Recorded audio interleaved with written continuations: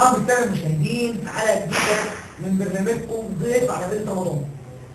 ضيفنا النهارده ضيف يتميز بالحنكه السياسيه، جاء وصاد من الاحزاب السياسيه، وهنعرف النهارده كل التفاصيل وكل الخبايا اللي ممكن تكون للناس او بعض الناس في الشارع. ضيفنا النهارده الاستاذ حسن سيد. اهلا وسهلا حسن. اهلا بيك. والاستاذ حسن طيب. استاذ شرفتنا ونورتنا النهارده. عايزين حضرتك تقول للمشاهد مين الاستاذ حسن سيد؟ حسن سيد ممثل في اختلاف القيادات الوطنيه في الهرم. قبلها كنت بلعب في السياسه شويه، كنت امين حزب الحريه المصري، كنت امين لحزب المصري القومي، كنت طلعت يعني الحمد لله لعبت السياسه كتير. خريج مدرسه استاذنا حسن سلام في مدرسه السياسه، اشتغلت سياسيا حلو جدا. انضميت الاحزاب بعد ثوره 25 يناير. وصلت لمرحله ان الاحزاب ما فيش حاجه فيها خدمه طبيعيه على الارض الواقع. كل اللي لقيته ان احنا نضيف الاحزاب، والاحزاب ما بتضيفلناش حاجه خالص. فانضميت لائتلاف القيادات الوطنيه المصريه، لان الائتلاف كمان حاجه خدمي سياسي وليس سياسي خدمي. بيفرق عن الاحزاب، لان الاحزاب مبنيه على السياسه وبعد كده الخدمه. الائتلاف لا، بنبني على الخدمه وبعد كده السياسه. والحمد لله يعني نقدر نقول ان حسن النهارده متجنب الاحزاب السياسيه. يعني فتره كده يعني حاجه على ارض الواقع ربنا يسهل. حتى لو تحس بتلمس نفسك حزب شغال على ارض الواقع. خدمه للناس. اصل انا انضم الحزب ليه؟ انا بزود حزب، بزوده بامانه قسم او وحده قاعديه، بزوده، بعمل له عدد، بعمل له كيان. فلازم هو يزودني كياني ايه؟ ان انا احسن الراجل الغلبان. مش اكتر. انا مش عايز منه حاجه غير كده، مش عايز حاجه شخصيه. لا انا عندي 60 سنه، لا عايز ابقى مرشح مجلس الشعب ولا عايز، لا الموضوع انتهى. وبندعم القيادات الشبابيه هي اللي تطلع بشكل. يعني دلوقتي مفيش حتى مش منضم اي حاجه. لا بس مستني فرصه مترقب من بعيد. لما تحس ان حزب ايا كان اسمه ايه بيخدم ارض الواقع، انت اللي هتروح تطرق الباب عليه وتقول له انا اساعدك عشان الناس تستفيد. تمام كده. بما ان احنا في ايام مفترضه كل سنه طيب، طبعا رغم ان الناس كلها بخير. عايزين نسال حضرتك سؤال. رمضان بيمثل لحضرتك الطقوس اليوميه بتمثل لك ايه؟ رمضان طبعا كل سنه وانتم طيبين. بعد السحور الشغل، وبعد الشغل طبعا طول النهار من بعد العصر لحد المغرب القران الكريم. الحمد لله بختم القران مرتين كل سنه في رمضان بس. والحياه عاديه بقى، الفطار واللمه بتاعت الناس مش اكتر. حضرتك تقدر تقول يعني استاذ حسن، يعني لما نيجي على الخطه بتاعت رمضان طبعا ما نقدرش نستغنى عنها. وبصراحه انا ليا طقوس غريبه غير الناس كلها. انا اساسي في 30 يوم في رمضان اللي اتعلمتها من الجماعه بتوع الاقصر واسوان، لاني قعدت في الاقصر واسوان كتير. كان اساسي عندي طبق الفطار رقم 1 الملوخيه الخضراء. مش هقول لك بقى السلطه والشوربه لا اساسي ملوخيه الخضراء 30 يوم. ما ينفعش اي حاجه منها، ما ينفعش الطبق ده. لان الصيام طبعا طول النهار، والملوخيه رطبه شويه على المعده يعني، وبعد كده بقى بناكل اللي احنا عايزينه. ايوه.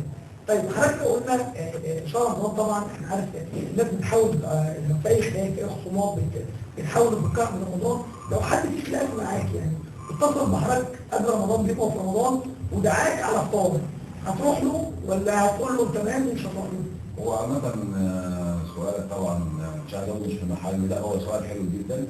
بس انا اي حد هيقابلني في رمضان هروح، لان انا ماليش خصومه مع اي حد اطلاقا الحمد لله رب العالمين. لا بزعل من حد ولا حد يزعل مني، يعني انا حاجه اسمها حد مسامح جدا، مش هاوي زعل. اصل هنزعل على ايه يعني؟ الحياه بسيطه جدا. تمام. حضرتك لو هتعمل عزومه في شهر رمضان وهنطلب من حضرتك، طبعا في حد اصدقاء وحاجات كتير، بس هنطلب منك انك تدعي اقرب 5 ليك. هو السؤال صعب طبعا، انا في ناس حبايبي، ولكن انا مش هجاوب الجواب التقليدي اللي بيقول اي حد بتاعه. انا فعلا هعزم 5 اشخاص فعلا في شهر رمضان ان شاء الله باذن الله. هم ال5 مرشحين الذي لم يحالفهم الحظ في الدوره اللي فاتت 2021. احمد ظفر، اشرف الجبري، محمد ابو عيسى، عمر المنفي. برجع حبايبي، وفعلا كان حد منهم لو حد عدى كان عمل لنا حاجه، بدل اللي احنا فيه دلوقتي اللي البلد ما فيش فيها خدمه على ارض الواقع خالص، محدش سائل فينا. ففعلا لو كان حد من الخمسه الشباب بتوعنا اللي زي الورد وكلهم ناس متعلمين وناس افاضل، لو كان حد فيهم فعلا جه عضو مجلس الشعب كان عمل كتير للبلاد بتاعت الارض. كنت تتمنى حد منهم من الخمسه دي؟ انا كنت اتمنى طبعا 3 من 5. 3 من 5. 3. طيب حضرتك قلت كم حد فيهم فعليا في الانتخابات؟ هو انا قلت مع ال5 عشان يبقى موضوع برضه.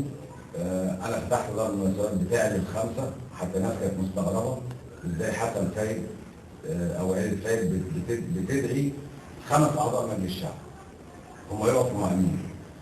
طبيعي في انشقاق في كل عيله وفي كل بيت. انا بحب فلان وفلان بيحب فلان، لا انا لقيت ال5 وقلت الاهل كلهم وحبايبي والله يا جماعه احنا عايزين نختار 3 من ال5 دول، مش عايزين نطلع بره حد من ال5 دول، وكان املنا ان ال3 يكونوا من عندنا من الارض. حضرتك صوتت مين؟ لحد تقول ولا مش لحد؟ لا طبعا انا صوتت لناس حبايبي طبعا، وهم عارفين مين اللي انا صوتت له يعني مش حد تقول من صوتت مين؟ هي اساس كلنا اهالي وكلنا واحد. لا انا بالنسبه لي مفيش مشكله اقول صوتت لمين، ولكن انا ببقى مقتنع بايه؟ يعني انا خدت 3. الكشف عندك اختارهم 3. حابب تقول مين انت اخترتهم؟ لا ما ينفعش اقول مين، بس هم عارفين انا اخترت مين، يعني طبيعي. هو ال5 كده يتوقعوا من انا خدت 3 من ال5 واخويا خد 3 من ال5، وال3 غير اللي انا خدتهم، يعني واحد مشترك بيني وبين اخويا، وابن عمي خد برضه واحد مشترك. ماشي حضرتك مش عايز تقول لكن هم حبايبي طبعا واصدقائي يعني. طيب عندنا عايزين حضرتك تقول لنا موقف حصل لك في رمضان يا ريت لو تفتكر التاريخ بتاعه مش هتنساه. ايه كان موقف طريف مزعلك في الراحه؟ بس هو اخبار الرمضان. موقف في رمضان يذكرني من فتره كنت جاي من الاقصر. انا كنت شغال في الاقصر، كنت نزلت يوم 2 رمضان او 3 رمضان. فانت عارف طبعا انا اكزيست في شيء قانوني، فنازل بحاجه اسمها لانش بوكس معايا، وجبه كده بتتقفل لي في علبه كده وانا ماشي في الطريق. فزي ما هنا نزلت عند اول الدائري طريق القريمات هنا كده، فلقيت حد المغرب كان قبل يعني، فنزلت لقيت حد جنب الكوبري بتاع مطلع الدائري بتاعنا قبل ما اركب تاكسي واروح البيت. لقيت حد قاعد، فتحت نزلت سلمت عليه، حد كده من الناس اللي ابطلهم علينا يعني، الناس الطيبين بتوعنا. فتحت علبه اللانش بوكس بتاعتي، طلعت لي الوجبه وعلبه العصير بتاعتي وازازه الميه المعدنيه، وابتديت بقول له خد. فبص لي قلت له خد اكلته، وانا خدت معلقه معاه كده وما يعني من الحاجات اللي مش ممكن انساها ابدا. نوع بتحس ان هو في انسانيه وتحسن. حسيت ان انا خلي بالك انا يعني كانت هي علبه عصير واحده في العلبه وازازه ميه صغيره والوجبه كامله. انا ممكن ما شربتش ميه، انا ما اتذكر يعني، انا خدت معلقه رز بس. والمغرب اذن عليا، وكان ماجيني لحد ما اوصل البيت حوالي ساعه. والله العظيم روحت كاني فكرت زي اي حد. هو الخير دايما سبحان الله يعني ربنا طيب عايزين حضرتك دلوقتي ممكن تقول لحد دلوقتي حالا انا اسف حقك عليا او انا سامحتك، حد كنت غلطت فيها ومزعله ومزعل عليها مفترضه، او حد هو مزعلك فتقول له خلاص انا سامحتك عشان رمضان كريم. وانا عامه ما زعلتش حد عشان اقول له ايه كل سنه وانت طيب، انا بقول للناس كلها كل سنه وانتم طيبين، لكن انا زعلان من حد، زعلان من مديرة الاماره لحي الهرم. بقول لها برضه انا مسامحك، بس يا ريت تشوفوا لنا حل في موضوع الاماره اللي شارع زغلول، المنطقه شبه منعدمه الاماره، في ولاد وفي بنات بيمشوا في الشارع بالليل، يعني لما تمشي في منطقه حوالي 300 متر من غير اضاءه ومقابر على اليمين ومقابر على الشمال، يعني بص بعين القلب مش بالعين بتاعت الوش. احنا عارفين حضرتك فترات الموضوع المقابر ده كتير جدا، ويعني قعدت تعبت فيه. هو انا الحمد لله يا استاذ ابراهيم برضه من فضل ربنا عليا ومساعده ومجهود ناس بالجهود الذاتيه على فكره. رحت داخل مقابر كفر الجبل، حاطط حوالي 30 كشاف داخل المقابر بالجهود الذاتيه. وحد كان متبرع بيهم، والحاج سيد ابو السوري ربنا يديه الصحه، الراجل تعب كتير معانا وجاب كهربائيه وجبنا لمض وجبنا سلوك. دلوقتي احنا حاطين عروق خشب يا راجل في قلب المقابر عشان ننور حد يخش في جنازه بالليل عندنا في حاجه بالليل. لكن المشكله دلوقتي في الشارع اللي من بره. الشارع من بره مفيش اماره خالص، والموضوع ده يعني وعلى فكره تصدموا ضد الاماره ده بدل المره 2 3 وهي وعده يعني احنا بنعمل حلقه وعد على يوم الاحد يكون الشارع منور. نعمل في ربنا كده. طيب عايز تقول مساحه محتاج مثلا حد تقول له تيجي نقعد نعمل حاجه، محتاج تعمل حاجه في البلد يعني مين عايزين فكره. احنا وصلنا لحاله دلوقتي الناس مبقاش عندها ثقه في السياسيين، وعود زائفه، كلام مزوق. احنا عايزين حد. احنا يعني انا عن نفسي واهل بلدي بيتمنوا يضرب لنا حد دلوقتي حسب مصيره يقول يا جماعه الايدي اهو، يلا يا شباب يلا يا رجاله نعمل حاجه.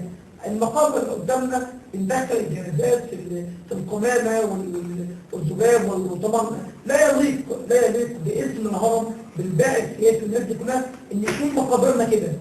يعني ايه الحل؟ والله هو انا بأمل من ربنا سبحانه وتعالى، واحنا كنواب مش هتعمل لنا حاجه عشان نبقى على وضوح برضه. ال3 نواب بتوعنا على عيننا وعلى راسنا اللي ما نعرفش حد فيهم، وده يعني ممكن الناس تقول لك ايه ده ممكن عيبك انت ان انت ما تعرفش حد فيهم. لا ده عيبهم هم ان ما حدش يعرفهم من الهرم ده. ما نزلناش كمان. حته راس المال اللي دخلت وجابت نواب ما حدش يعرف عنها حاجه، ما حدش عمل حاجه في البلد.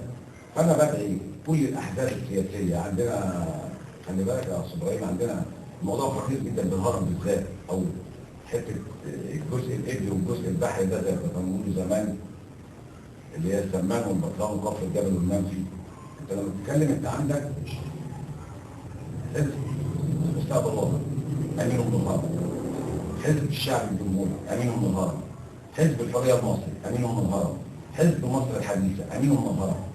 انت بتتكلم في 4 احزاب. حزب حماة وطن امين شباب الجيزه من الهرم.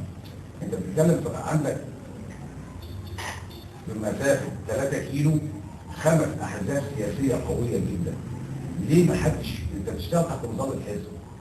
ليه الاحزاب ال5 دول ما يتفاعلوش مع بعض او كل يطلب طلب واحد؟ بحيث عندنا حاجه خطيره جدا هي رقم 1 فعلا القمامه قدام المقابر، الاناره في الشوارع. ده في حاجه اكتر من كل بقى القمامه. يعني انا قلت بتتشال كل يوم او بتتعمل. لا عندنا مركز صحي على مساحه 2000 متر. مركز تنميه مجتمع يعني ولا تنميه مجتمع؟ جمعيه تنميه مجتمع محلي الصراحه برضه عشان الحق يقال. الناس فاتحين الجمعيه بتاعتهم اي ابعاد اي ندوات اي حاجه. الناس بس احنا محتاجين كثقافه، محتاجين قوه اكثر من كده. محتاجين يعني هي القوه فينا احنا في الناس. انا لما ابقى امين حزب تبقى مذكرتين 3 ما تكسلش. روح قابل رئيس حي الهرم، روح قابل محافظ الجيزه، روح الحاكم العسكري في المحافظه قول له حضرتك انا امين حزب، عندي الدنيا مبهدله، عندي امامه ما بتنشالش، عندي اماره مش شغاله. روح لمندوب الاماره اتكلم معاه، اصل ما حدش هياخد روحنا. الموضوع سهل بس احنا اللي بنتحرك. حته ان انا اشيل كارنيه بايدي وابقى امين حزب وحته الفخامه والعائلات اللي في وسطينا وفلان الفلاني حزب كذا وفلان الفلاني دي برضه ممكن معضله شويه. في عندنا جمعيه عبد الفتاح السيسي بتاع فتاح السيسي برضه بتشتغل، بس نتحد في حاجه واحده. عايزين نشتغل في القمامه بس الاول ما يشتغل فيه. ولكن انا بامل ويا رب اشوف بس الموضوع ده قبل ما اموت بس يعني. ونبدا نفتح الضغط كده. طلعوا يا جماعه من طب الاسره. يا جماعه احنا كنا وحده صحيه كانت امي بتولد في المستشفى. انا هتكلم بوضوح. انا عندي 60 سنه، الوحده الصحيه بتاعتنا دي كنت بتروح تكشف بربع جنيه، وكان فيها ولاده وكان فيها بطنه وكان فيها علاج وكان فيها كل حاجه. ساعه ما دخل الطب الاسره الكشف بتاعها دي مثلا لو رحت الساعه 10 ما تلاقيش دكتور. لو حد مات عندك الساعه 5 ما تعرفش تكتبه. قمامه قدام المكتب الصحي. طب احنا عندنا في الهرم كانت يعني ظاهره غريبه جدا. ما حصلش مكان. حصل لنا احنا بنفسينا اللي خسرنا نفسينا. تفتيت اصوات، عائلات كتير كانت بتلبس ناس لدرجه ان احنا كنا بنلاحظ ان في عائلات بينزل فين منها. ولاحظت حاجه غريبه قوي. اختفاء تام وكل ما جاي يحضر يعني عندنا اكثر من 10 اعضاء كانوا نازلين فجاه بعد ما الفوش الحظ اختفوا. وانا بس الا طبعا الا رحم ربي يعني الا حاجه قليله. انا عايز اتفرج بس بحاجه بسيطه. لان انا في الشارع السياسي شويه، وهو محدش اختفى من الناس على فكره.